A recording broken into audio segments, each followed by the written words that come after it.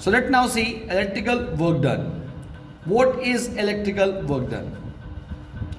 So basically the word electrical work done was first used or introduced when I have discussed the word voltage or potential. Potential was equal to work done by charge. I think everybody can remember it. तो यहाँ जो potential था वो बराबर था किसके? Electrical work done by charge के, है ना? So from this formula can we write that work done और electrical work done is equal to volts या potential into charge. That's right. This is the first formula for electrical work done, that is potential into charge, where Q. अच्छा, आप ये भी जानते हैं कि Q जो होता है it's called quantisation of charges and Q is equal to IT. Q is equal to IT. How? आप फॉर्मूला पढ़े हैं I is equal to Q by T. So Q is equal to क्या होगा? IT. Q is equal to क्या होगा? IT. So can we write electrical work done as V into I into T? That is simply VIT. So electrical work done का ये भी एक formula होता है VIT. कैसे? Q की जगह हम लिख सकते हैं IT. I और ये IT कहाँ से आया? तो हम बताए थे आपको कि हमारे पास Q जो है सबसे पहले करंट फाइंड करने में यूज़ करते थे हम लोग, and we use the formula I is equal to Q by T. तो I is equal to Q by T, तो Q इज इक्वल टू लिख सकते हैं हम लोग क्या? IT. सो मिस Q को IT के जगह, सॉरी Q का वैल्यू IT जो है हम यहाँ फर्स्ट वाले फॉर्मूला में सब्स्टिट्यूट कर दिए, Q की जगह लिख दिया IT. So the formula becomes VIT. Now ये हो गया हमारा सेकेंड फॉर्मूला. नाउ हम जानते हैं, आप सबको जानते हैं कि V इज इक्वल टू क्या होता है? IR. हम लोग जानते हैं कि V is equal to IR. So electrical work done VIT के जगह, V के जगह हम लोग लिख सकते हैं IR. V के जगह क्या लिख सकते हैं हम लोग? IR. सो ये हो गया IR इंटू IT. ये हो गया I स्क्वायर RT. ये एक नया फॉर्मूला है किसके लिए? इलेक्ट्रिकल वर्क डन के लिए, on the basis of current, resistance and time. So हमारे पास तीन फॉर्मूलाज अभी आ गए वोल्टेज वर्क डन के. पहला वोल्टेज इनटू चार्ज, दूसरा हो गया potential into current into time, and तीसरा हो गया हमारा square of current into resistance into time. Now हम जानते हैं कि I इज इक्वल टू होता है V by R. I is equal to क्या होता है? V by R, by Ohm's law. So हम क्या I की जगह लिख सकते हैं V बाई आर का square into R into T. So हो जाएगा V square by R square into R into T. R cancel. So finally आया V स्क्वायर R T. तो ये भी एक फॉर्मूला है किसका? इलेक्ट्रिकल वर्क डन का, which is composed of voltage, that is potential, time and resistance. So ये सारे फॉर्मूलाज हो गए इलेक्ट्रिकल वर्क डन के on the basis of voltage, current, resistance, time and charge. अच्छा, अब इनका यूज कैसे होगा? अब ये सब इलेक्ट्रिकल वर्क डन को ही रिप्रेजेंट कर रहे हैं, है ना? अब क्वेश्चन जब भी आपसे पूछा जाए इलेक्ट्रिकल वर्क डन निकालने के लिए, तो आपको एक बात समझ लेनी है कि कुछ भी डेटा अगर आपके पास अवेलेबल हो, जो भी डेटा रिक्वायर्ड अवेलेबल हो, उससे हम अपना फॉर्मूला बना लेंगे. अगर वोल्टेज और चार्ज है तो VQ, अगर हमारे पास वोल्टेज, करंट और टाइम है तो VIT, अगर हमारे पास करंट, रेजिस्टेंस और टाइम है तो I स्क्वायर RT, और अगर हमारे पास वोल्टेज, रेजिस्टेंस और टाइम है तो V square R by T. ठीक है? सो जैसा डेटा वैसा हमारा फॉर्मूला बन जाएगा. ठीक है? नाउ अब बात करते हैं हम इसके SI यूनिट की. तो SI यूनिट ऑफ बात करते हैं हम इलेक्ट्रिकल वर्क डन की. तो इलेक्ट्रिकल वर्क डन, तो वर्क डन का फॉर्मूला हमेशा से क्या होता है? जूल। तो यहां भी क्या होगा? जूल। ठीक है, याद रखना है आपको ये भी, ऐसा unit of work done is joules. Now so let discuss power और इलेक्ट्रिकल पावर। क्लास 9th में हम लोग डिस्कस किए हुए हैं what is power. Power is basically defined as the rate at which a work is being done. Power is basically defined as the rate at which a work is being done. Work जो होता है वो किस rate से हो रहा है ना? जो वर्क हो रहा है वो किस रेट से हो रहा है, या एनर्जी जो कंज्यूम हो रहा है वो किस रेट से कंज्यूम हो रहा है, ये बताता है कौन? पावर। जैसे अगर हमने कहा कि एक जनरेटर प्रोड्यूस कर रहा है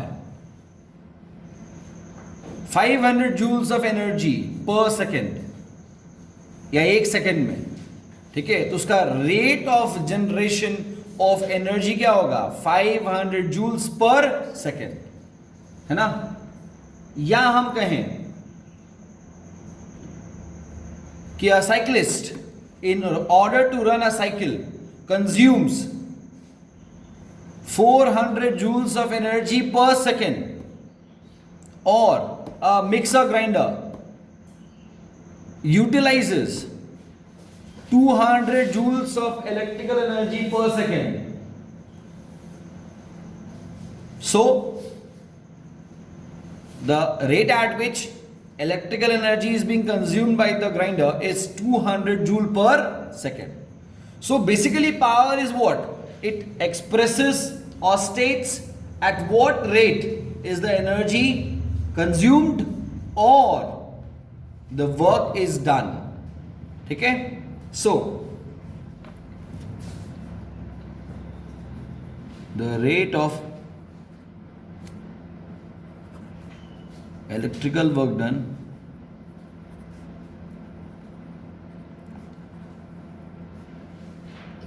is said to be power. The rate of electrical work done is said to be power. So power has the formula electrical work done by time या electrical energy consumed, which is represented by E. Electrical energy consumed is represented by E by time. दोनों same चीज है, क्योंकि आप पढ़े हैं class 9th में work energy theorem. As per the work energy theorem के अनुसार the amount of work done is equal to amount of energy consumed. जितना एनर्जी कंज्यूम होगा उतना ही वर्क होगा, है ना? तो इसलिए मैंने लिखा है power, that is electrical power, is equal to work done by time या electrical energy consumed by time. ठीक है? Now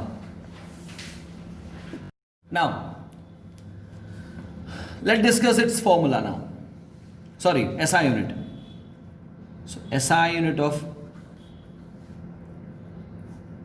work done by time. So work done का फॉर्मूला होता है जूल, टाइम का होता है second, so it's joule per second, और सिंपली वॉट। ठीक है? So electrical work done, sorry, power का फॉर्मूला SI यूनिट होता है what, and what means joule per second. Now अब आपको एक बात बता दें, हमारा इलेक्ट्रिकल वर्क डन या इलेक्ट्रिकल एनर्जी कंज्यूम्ड का भी एक फॉर्मूला यहां से बनता है। जैसा हमने कहा कि power is equal to work done, electrical work done by time. So can we write electrical work done या electrical energy consumed is equal to electrical power into time. ठीक है? तो आपके पास इलेक्ट्रिकल वर्क डन के formulas कितने हो गए? 5। 4 यहां डिस्कस किया, 5वां ये रहा हमारा 5th फॉर्मूला है ये इलेक्ट्रिकल वर्क डन का on the basis of power and time. ये ऐसे 5 याद रखें आप, आपके लिए सारा क्वेश्चन जो है बहुत ही ईजिली बन जाएगा। ठीक है? नाउ अब बात करते हैं हम लोग, ये डिस्कस हो गया, तो अब हम डिस्कस करते हैं हीटिंग इफेक्ट की। अब heating effect of electric current क्या होता है? Heating effect of electric current.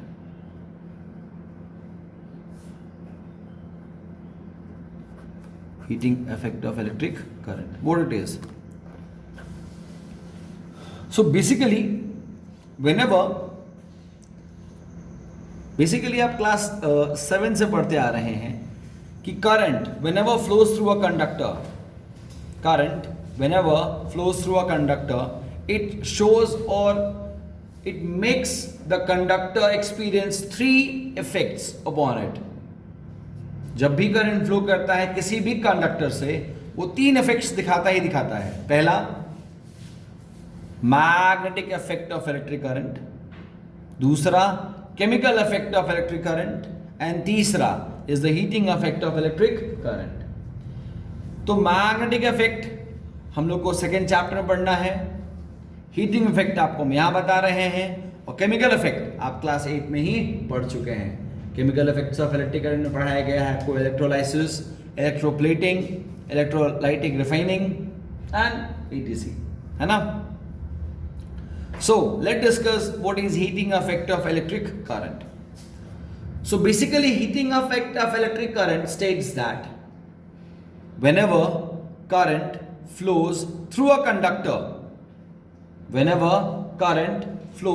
through a conductor, it generates heat in it.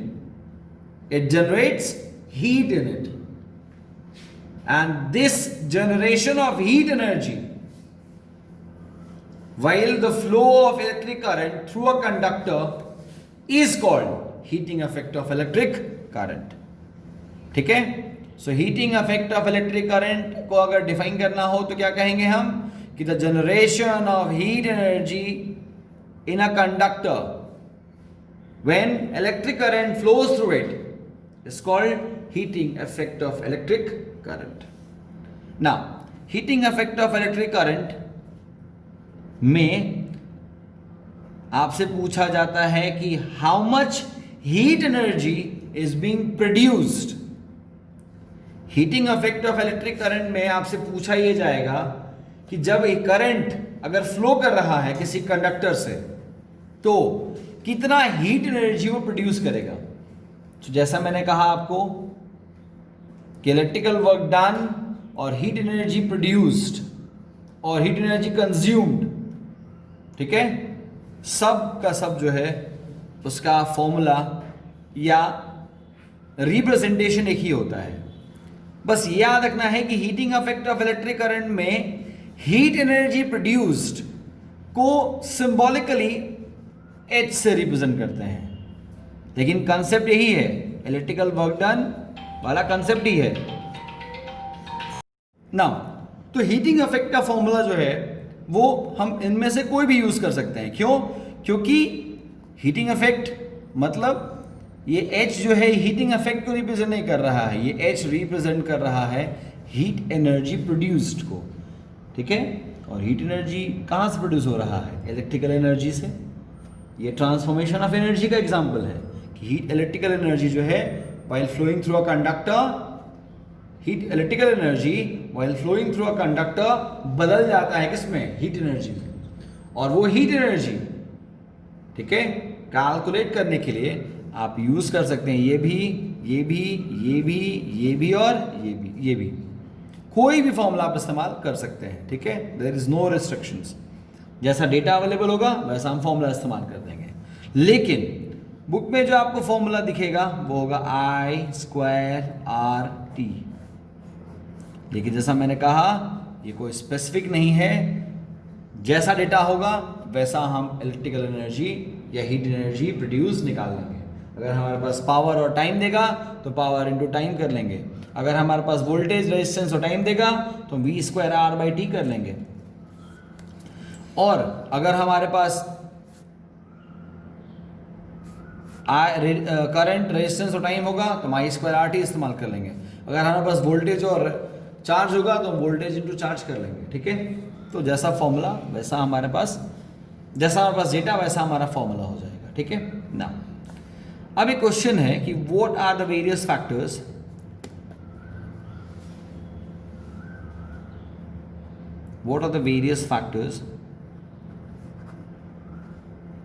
upon which heating effect depends। वो कौन कौन से फैक्टर्स हैं जिस पे हीटिंग इफेक्ट डिपेंड करता है? तो बेसिकली आप ये जानते हैं कि किसी भी फिजिकल क्वांटिटी के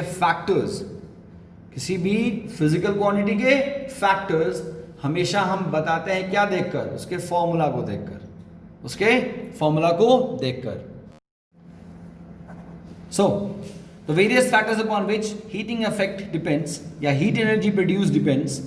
फर्स्ट इज द करंट।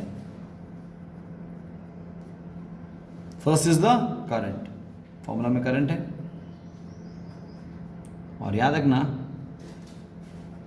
कि directly proportional to square of current.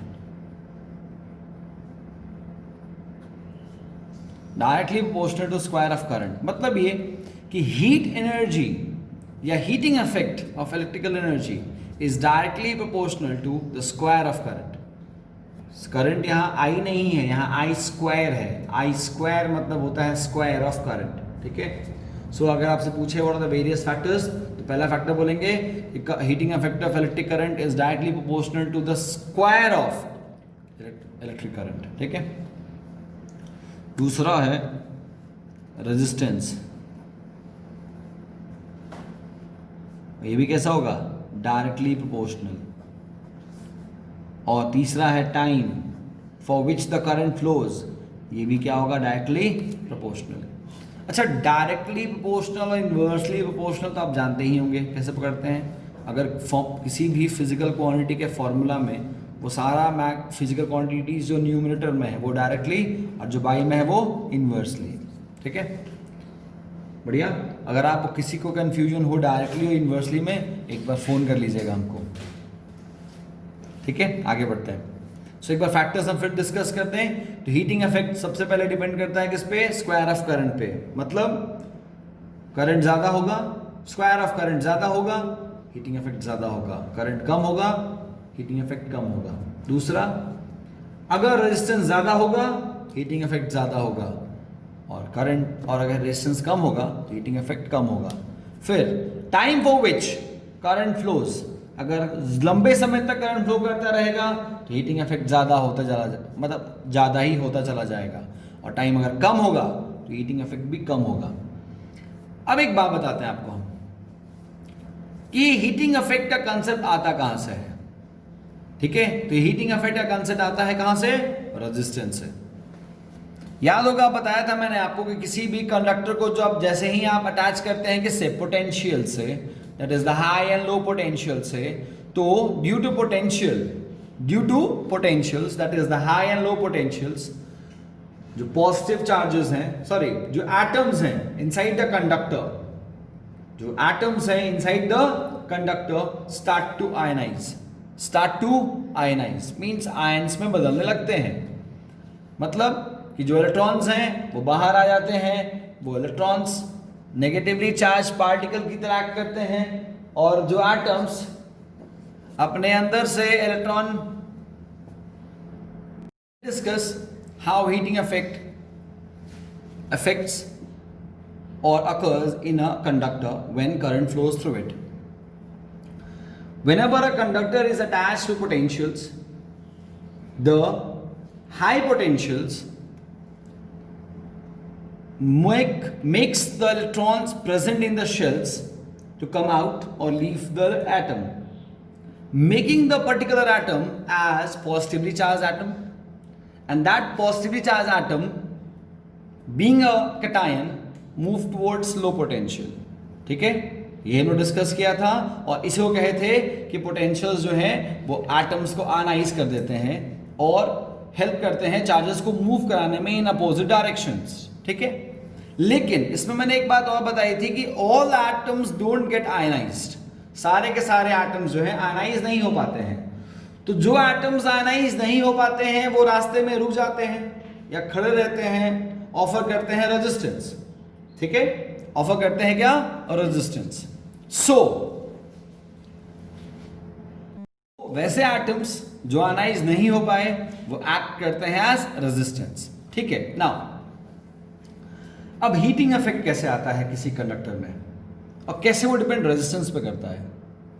तो बेसिकली क्या होता है कि रेजिस्टेंस मतलब जो एटम्स अपने आप को आयनाइज नहीं कर पाए वो ऑब्स्टिकल क्रिएट करता है। किसके लिए? फ्लोइंग चार्जेस के लिए, पॉजिटिवली चार्ज एटम के लिए भी और इलेक्ट्रॉन्स के लिए भी। अब क्योंकि इलेक्ट्रॉन्स मूव कर रहे होते हैं और एटम्स भी मूव कर रहे होते हैं पॉजिटिवली चार्ज्ड, उनके पास काइनेटिक एनर्जी होता है। अब जैसे ही एटम जो अपने आप को आयनाइज नहीं कर पाया अगर रास्ते में आ जाए तो उनको हिट करता है कौन? पॉजिटिवली चार्ज एटम या इलेक्ट्रॉन, जिससे उनका काइनेटिक एनर्जी जो है बदल जाता है into heat energy due to transformation of energy, या कह सकते हो law of conservation of energy. जिस कारण से क्या होता है कि जो कंडक्टर है slowly and slowly gets heats up, है ना, वो धीरे धीरे हीट अक्वायर करता है और धीरे धीरे गर्म हो जाता है। And that's how heating effect comes into a conductor when there is a resistance. So आपको क्या लगा या आपको क्या समझ में आया कि रेजिस्टेंस जितना ज्यादा होगा हीटिंग इफेक्ट नहीं ज्यादा होगा। ठीक है,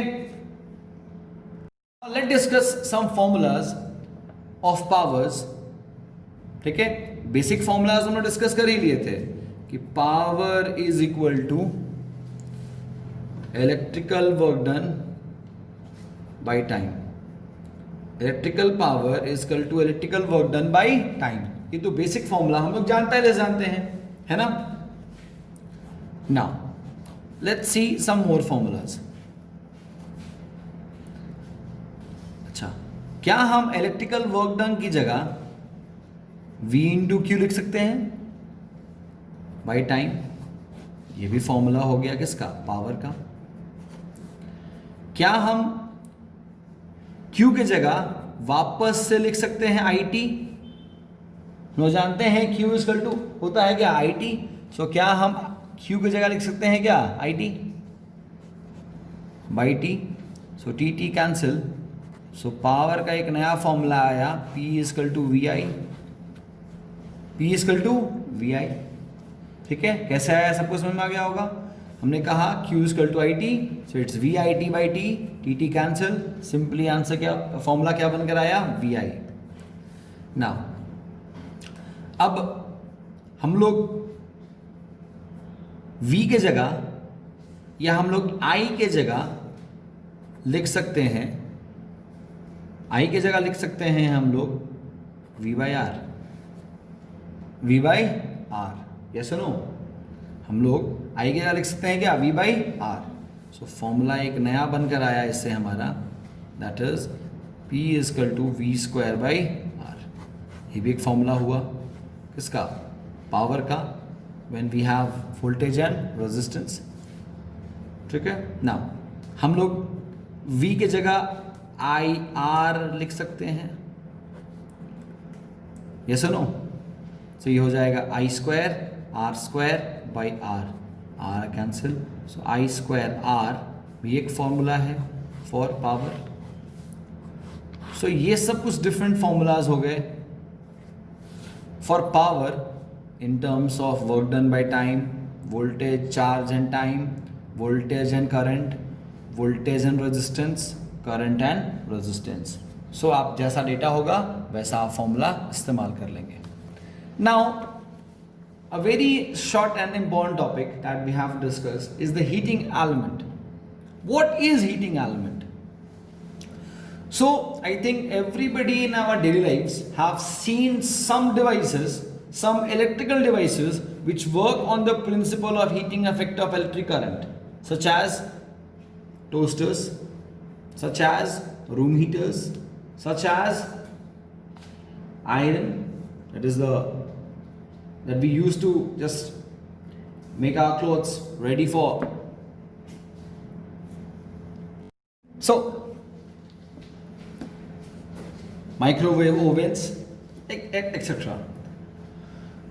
So every device which works upon heating effect of electric current have a special material inside it, which produces enough amount of heat energy, and hence on the principle of heating effect of electric current and perform our works. So the special material found inside the electrical device which work on the principle of heating effect of electric current and produce heat is called heating element. Heating element is that special element or material which is found inside electrical device which works on the principle of heating effect of electric current. ठीक है? So यहां जानना यह है कि what is heating element made up of. Heating element बनता किससे है? तो basically heating elements are made up of alloys of metals and non metals. Generally heating elements are made up of alloys of metals and non metals. So why it is made up of alloys of metals and non metals? Because metals gives it high melting point,